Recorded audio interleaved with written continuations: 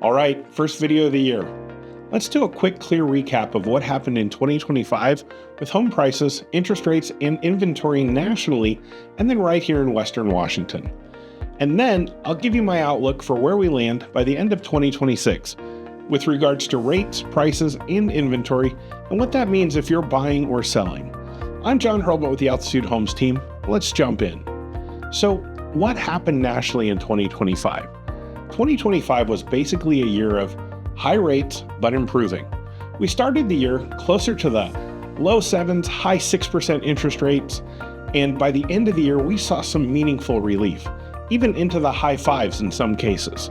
Freddie Mac reported that the 30-year fixed rate averaged 6.15% in the final week of 2025. And here's why that matters. Even small drops in rates can change monthly payments a lot, which can bring buyers back off the sidelines. So what about home prices? Well, nationally, home prices didn't crash. They mostly kept rising, but at a much more normal pace compared to the wild years, also known as COVID. The National Association of Realtors' latest existing home sales snapshot showed median existing home prices around $409,000 in November of 2025, still up year over year.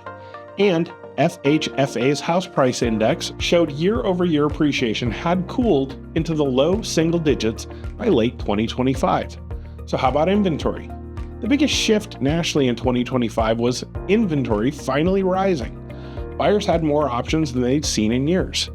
Realtor.com and other sources reporting inventory topping 1 million homes again, something we hadn't seen since 2019. So why has Western Washington been stronger than the national averages? So here's the part that matters if you live here. Western Washington doesn't behave like the national average.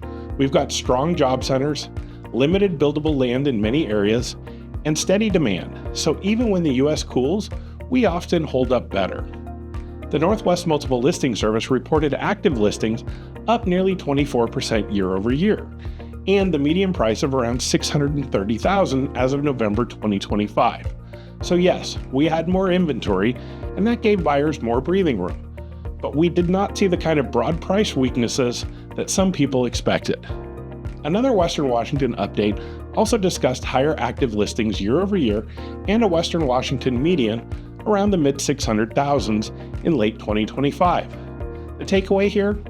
More choices, more normal negotiating, but still a resilient market compared to a lot of the country. When I was meeting with buyers and sellers last year, I kept calling the market a seller's market with buyer opportunity. Buyers were able to again have home inspections completed. In many cases, they were able to get some closing costs paid or a price reduction, and in some cases, both. And sellers were still getting really close to their price. Gone were the days of buyers paying $200,000 above list price and waiving everything. So let's talk about the end of 2026. I'm not doing any hot takes here. I'm basing this on what the major housing economists and forecasters are saying. National Association of Realtors, Fannie Mae, Realtor.com, Redfin, and what we see locally. So where will mortgage rates land by the end of 2026? Well, Fannie Mae forecast calls for mortgage rates ending 2026 around 5.9%. The National Association of Realtors' Lawrence Yoon has described 2026 rates as improving modestly and hovering around the 6% area.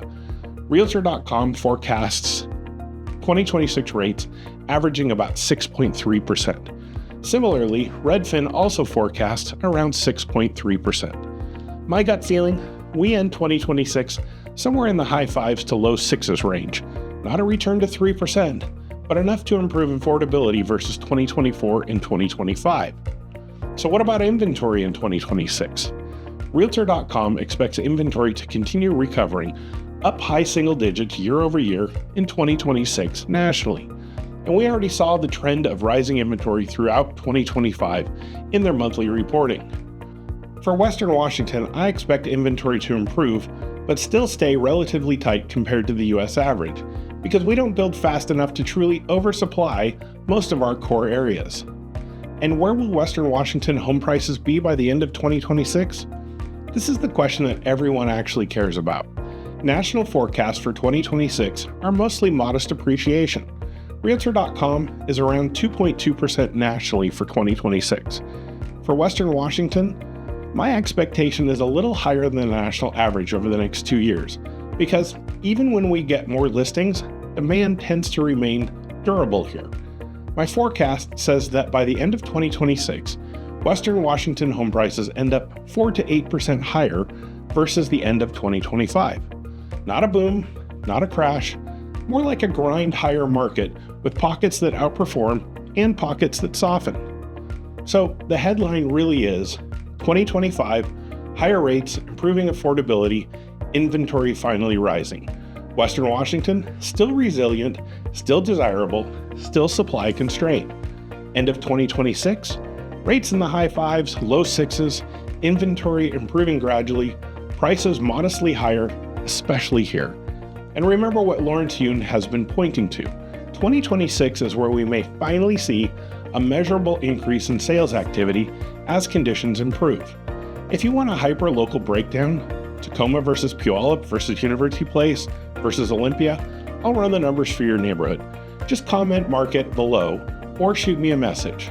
If you've enjoyed this video, we'd sure appreciate it if you'd let the algorithm know by hitting that thumbs up button to give us a like and subscribe so you don't miss more content like this. I'm John Hurlbut with the Altitude Homes team. Go Hawks, let's have an amazing 2026. Reach out with any questions. Catch you at the next one.